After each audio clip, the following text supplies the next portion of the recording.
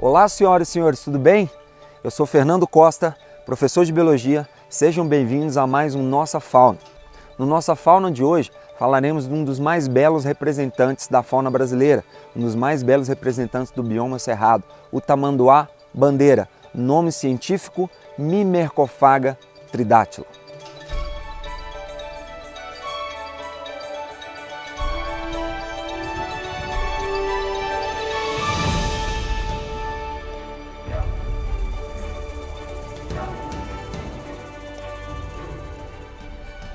Se você quer conhecer um pouco mais sobre esse mamífero lindo da nossa fauna, esse exímio representante da nossa linda biodiversidade, chega mais, vem comigo que eu tenho muita informação para trocar com vocês. Chega mais!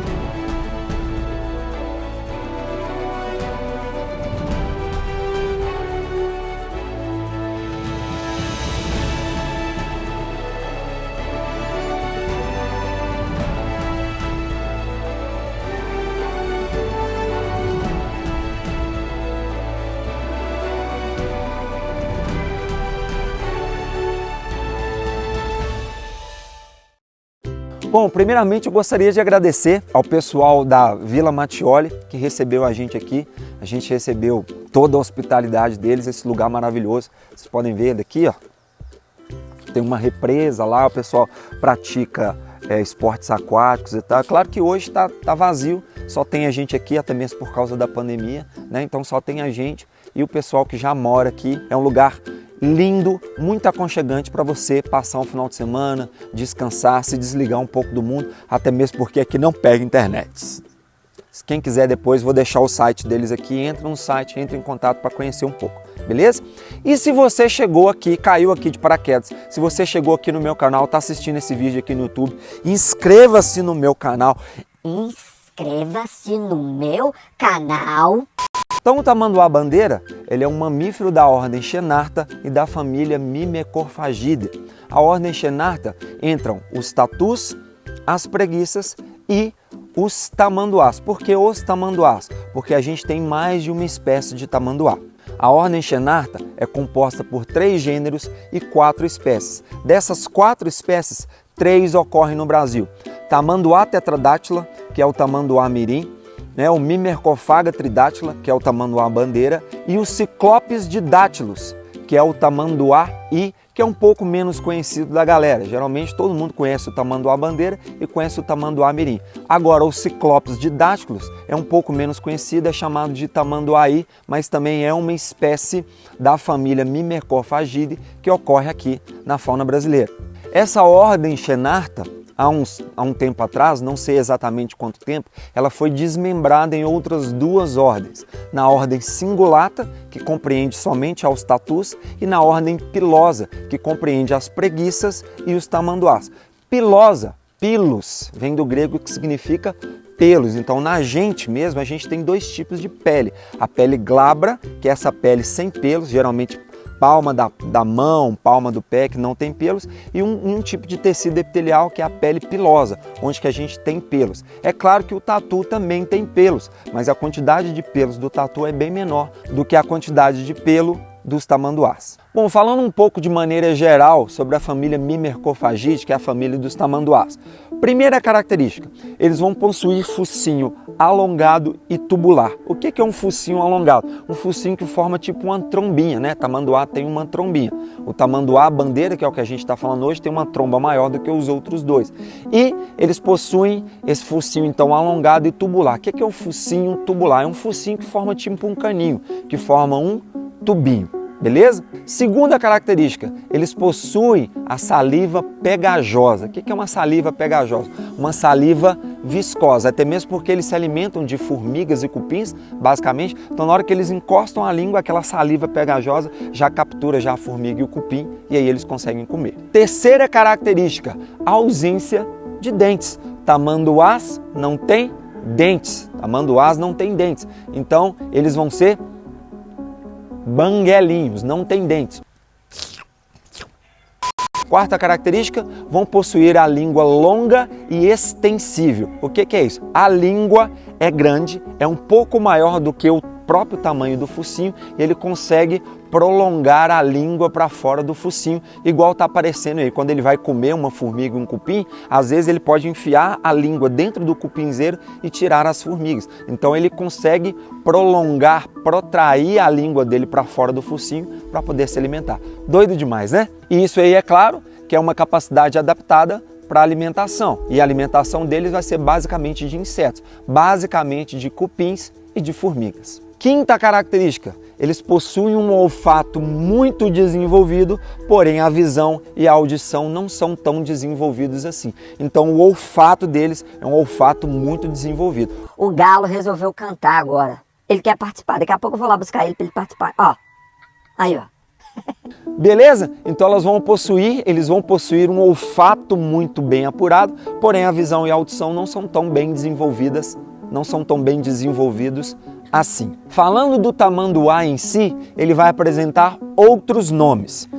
Dependendo da região do Brasil onde que você encontrá-lo, o pessoal nativo daquela região vai chamá-lo por outros nomes. Quais são esses nomes? Tamanduá-açu, tamanduá-cavalo, papa-formigas gigante, urso formigueiro, não, na moral, urso formigueiro, urso e jurumim. São todos esses nomes que ele pode apresentar dependendo da região do Brasil ou de outros países. Daqui a pouco a gente vai falar sobre a ocorrência dele que você encontrar. É claro que todos esses nomes que eu falei são brasileiros, mas em outros países também ele pode receber outros nomes nativos. Ele vai apresentar esse nome de tamanduá-bandeira porque a cauda dele é uma cauda bem peluda que lembra uma bandeira. Então o pessoal nativo olhou para aquele bicho e falou: olha, um bicho com a bandeira no rabo, uma bandeira na cauda. E não é rabo. Não é rabo. É cauda. Rabo quem tem é você.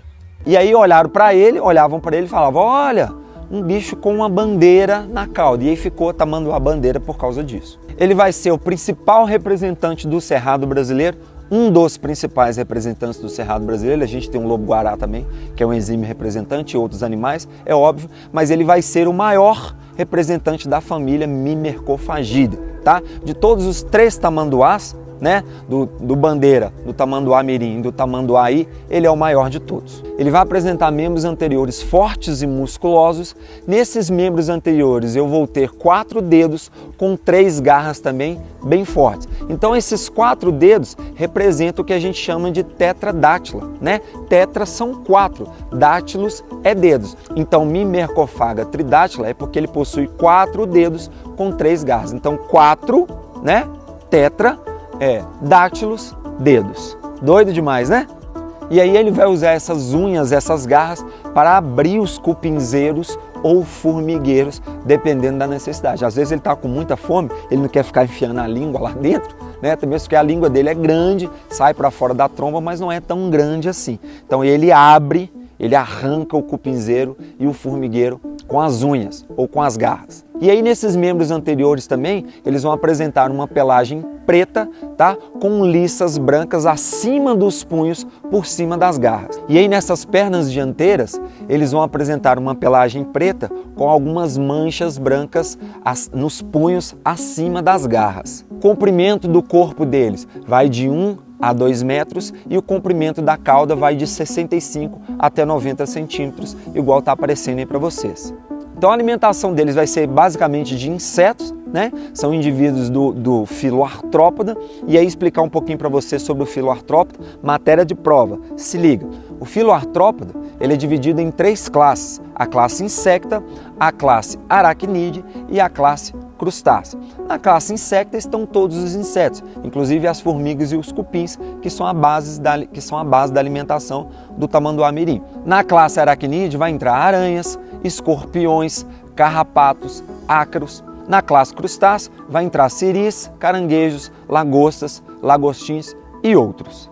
Uma coisa interessante sobre os tamanduás é que eles contribuem para a manutenção da qualidade do solo. À medida que eles vão se alimentando desses insetos, os restos dos corpos dos insetos que possuem muitos nutrientes vão sendo depositados no solo. E aí você vai ter a contribuição para o ciclo da matéria e o ciclo do carbono acontecendo. O ciclo da matéria basicamente você tem uma matéria orgânica, os indivíduos decompositores vão, os organismos saprófagos vão transformar essa matéria orgânica em matéria inorgânica, e aí essa matéria inorgânica vai poder ser absorvida pelos indivíduos autotróficos e depois esses indivíduos autotróficos, tipos vegetais, vão conseguir transformar essa matéria inorgânica em orgânica de novo e aí você completa o ciclo. Qual que é o processo pelo qual esses indivíduos autótrofos conseguem pegar a matéria inorgânica e transformar em matéria orgânica? Através da fotossíntese. E o processo pelo qual os organismos saprófagos,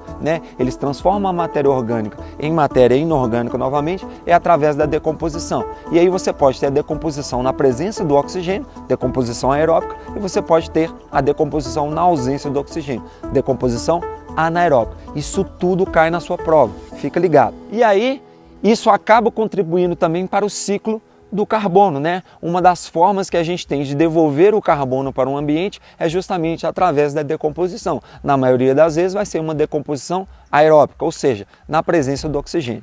Outra característica dos tamanduás é que eles vão apresentar baixo metabolismo e baixa temperatura corpórea. Segundo a ciência, essa baixa temperatura corporal e esse baixo metabolismo se deve propriamente ao tipo de alimento que tem baixo valor calórico, baixo valor energético. No caso, formigas e cupins vão ter um baixo valor energético. E aí eu queria falar um pouco de um assunto que sempre cai na sua prova relacionado à ecologia. Você tem as pirâmides de energia, você tem as pirâmides de biomassa, você tem as pirâmides de número de indivíduos. Falar um pouco das pirâmides de energia hoje e numa próxima oportunidade eu falo das outras. A pirâmide de energia, ela vai ter o produtor na base, aquele indivíduo que é capaz de fabricar o seu próprio alimento, capaz de fabricar moléculas orgânicas para ele mesmo.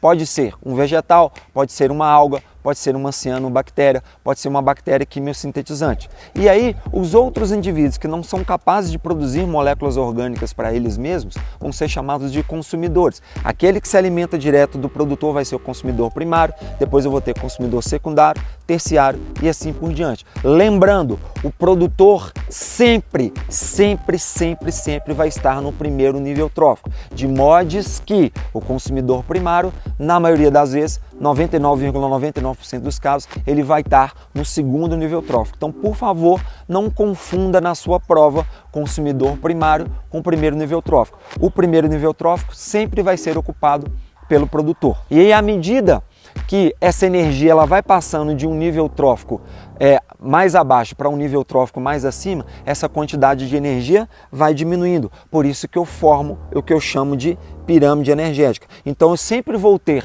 mais energia no nível trófico mais abaixo e menos energia no nível trófico mais acima. Por quê? Isso tem a ver com o que a gente chama de produção primária bruta, produção primária líquida. Produção primária bruta, PPB, igual está aparecendo aqui, vai ser igual a tudo que é produzido em um ecossistema. Toda a biomassa, toda a matéria orgânica que é produzida naquele ecossistema. A produção primária líquida, então, vai ser tudo que foi produzido, ou seja, a produção primária bruta menos aquilo que foi gasto. Então, quando eu pego tudo que foi produzido menos aquilo que foi gasto, eu vou ter o que eu chamo de produção primária líquida. Esse gasto que a gente está falando aqui, ele vai ser, na maioria das vezes, um gasto feito por respiração celular. Fica ligado que isso sempre cai em prova, principalmente no Enem. Beleza? Os tamanduás bandeiras vão viver em média, os tamanduás de vida livre, vamos dizer assim, os tamanduás que estão nos ambientes naturais, eles vão viver em média 25 anos, mas já teve relatos, já tem estudos publicados com tamanduás em cativeiro que viveram até 30 anos ou mais. Então é um bichinho que vive muito e precisa ser conservado, precisa ser preservado, até mesmo porque ele é lindo, maravilhoso. O habitat deles. Os tamanduás eles são encontrados em todos os biomas brasileiros. Quais são os principais biomas brasileiros? Cerrado, Caatinga, Mata Atlântica, Floresta Amazônica e a área dos Pampas. Tem outros, mas os 5 principais são esses. Então, nesses 5 biomas eu encontro o tamanduá bandeira. Em todos os biomas brasileiros eu consigo encontrar o tamanduá bandeira. Além de todos os nossos biomas, ele também vai ser encontrado na América Central e na América do Sul.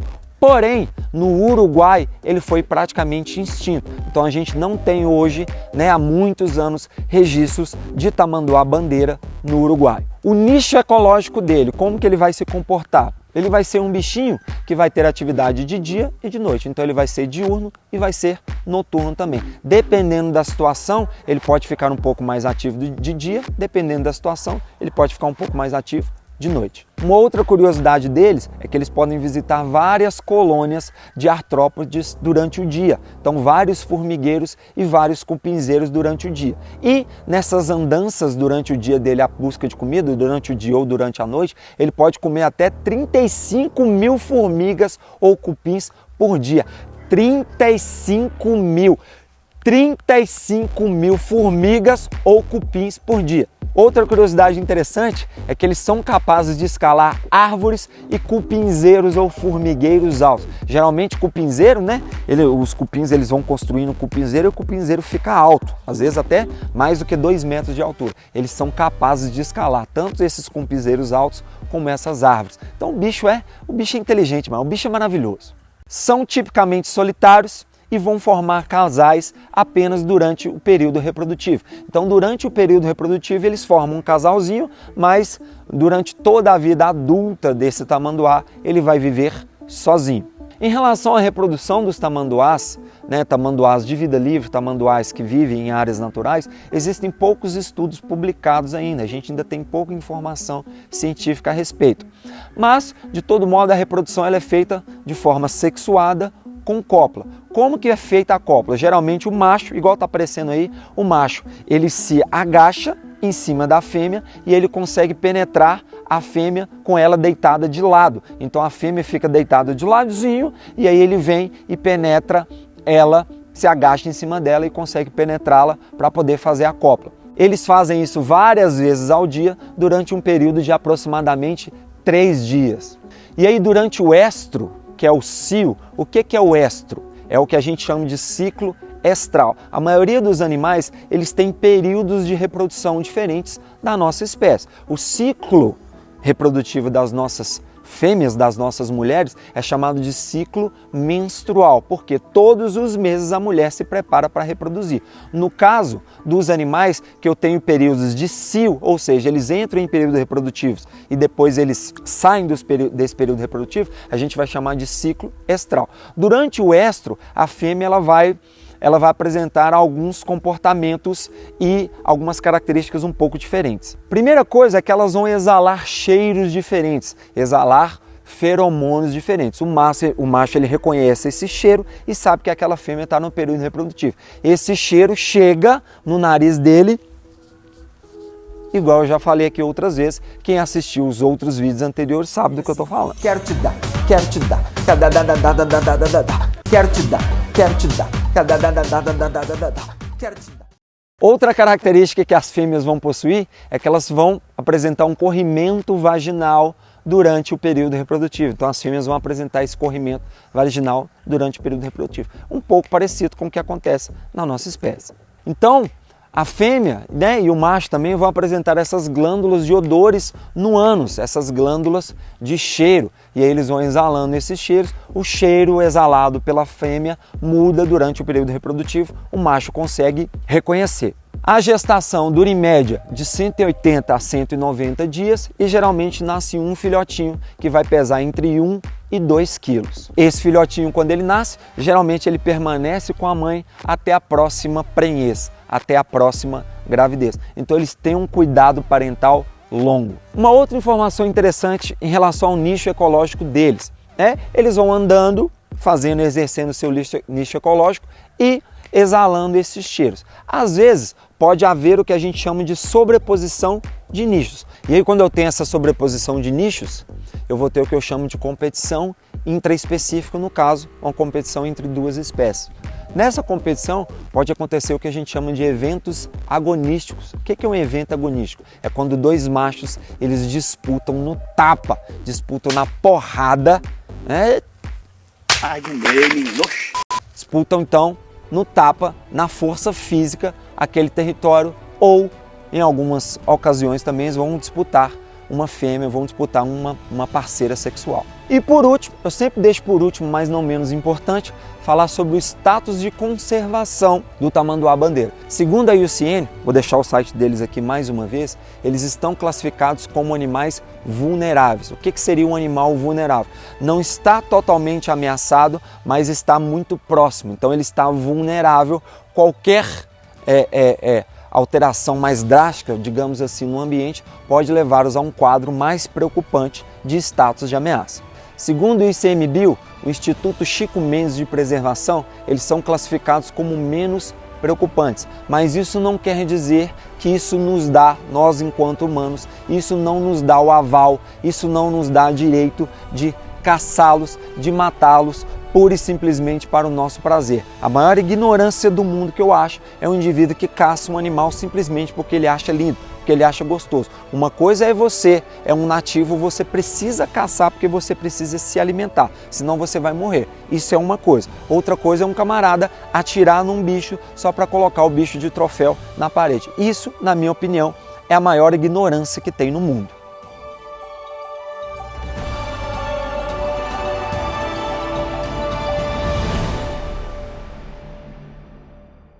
Tranquilo, senhoras e senhores? Esse foi o Nossa Fauna 9, o episódio do tamanduá-bandeira, gravado aqui em Cláudio, nesse local maravilhoso aqui, que é o Chalé Mattioli, que é a Vila Mattioli.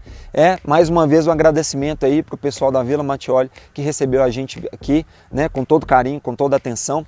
Queria agradecer aqui mais uma vez também ao Luciano Faria, o meu biólogo parceiro aqui nesse quadro do canal Biobrasa. Lu, valeu demais. Queria agradecer o Mozão, que está aqui filmando junto comigo hoje aqui. Já deu problema, já a câmera parou de filmar e os caras, e aí, graças a Deus, com ela aqui, eu tô sempre seguro. Obrigado, viu, linda? Queria agradecer também o meu editor master, o cara foda, tá? Se você quer edição nos seus vídeos, edição cabulosa, liga o cara aqui, chama ele aqui, o Lázaro. Tô deixando o Instagram dele aqui, é o Lázaro, tá? E queria agradecer também a marca de roupas em que nós temos parceria aqui, a Vista Caráter. Só camisa legal, só roupa legal.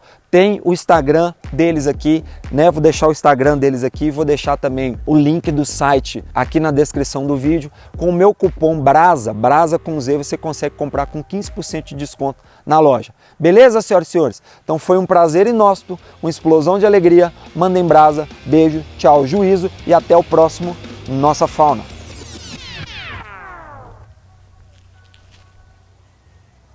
Agora você pode desligar.